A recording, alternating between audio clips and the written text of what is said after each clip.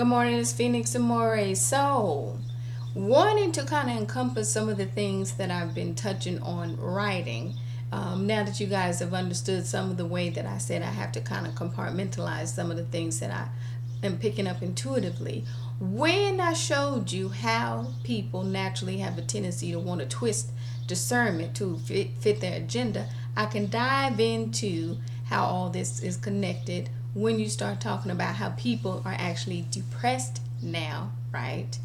Because of that, because when I talked about the veil breaking, because that kind of behavior right there is why I was telling people why when I talk about God being so annoyed with these people, it's that same type thing.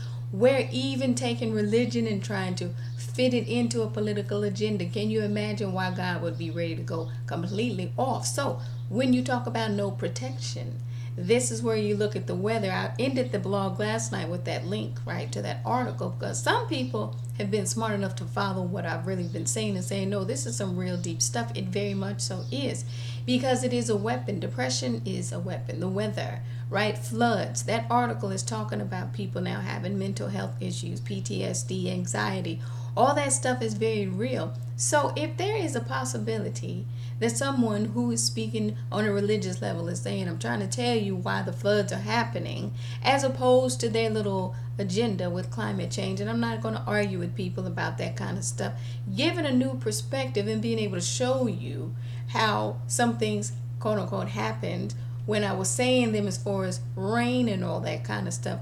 Who would not put the people first? And that's why I did it like that, to show people, if you give somebody basically a reason as to why all this stuff is happening and they don't want to change because they want some political agenda pushed, guess what? They don't have our best interest at heart. So this is where I was breaking it down to.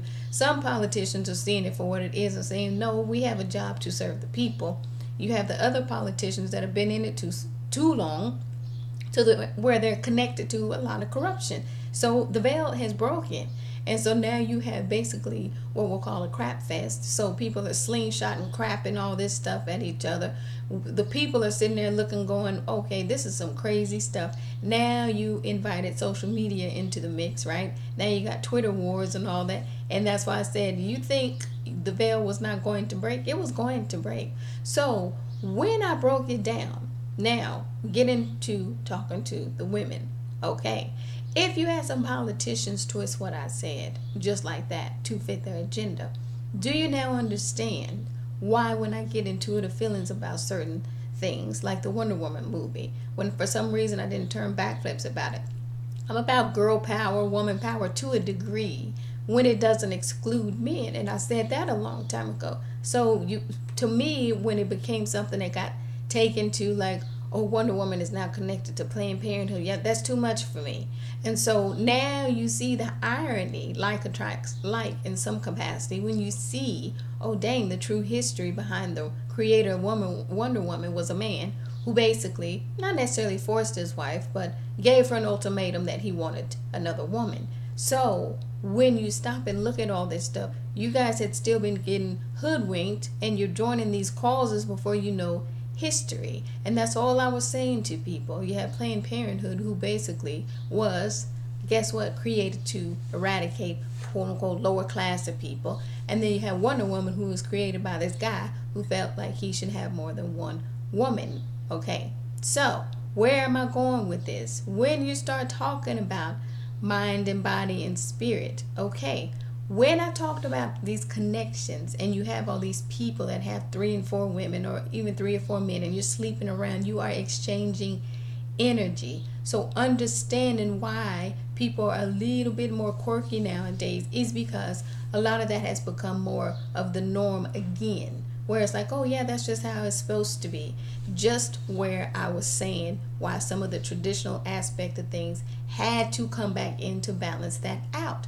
If you had politicians take what I said about pure discernment and twist it to their agenda, the same thing happened in the Bible. So you have these men, some, who say, well, so-and-so had a number of wives, so I can. But you are maybe taking it out of context. That's all I'm trying to school people on. When I talk about having that direct connect to God, word, do you know that word? That is key, because if you don't know that word, then you get hoodwinked by any book, Bible, or Quran constantly. And then you're depressed because you don't understand why certain things keep happening in your life.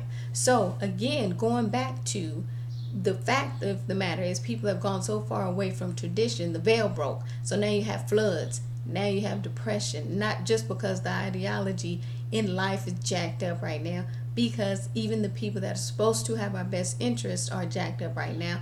Now you have these floods, and it is basically a weapon to basically keep people depressed. And the only way that's going to change is for some of you to wake up, get out of this mode where you believe everything you see just in the mainstream media, and look at things for what they are. But even more so, I invite a lot of people to become very connected to God on that one-on-one level, so you could understand that word.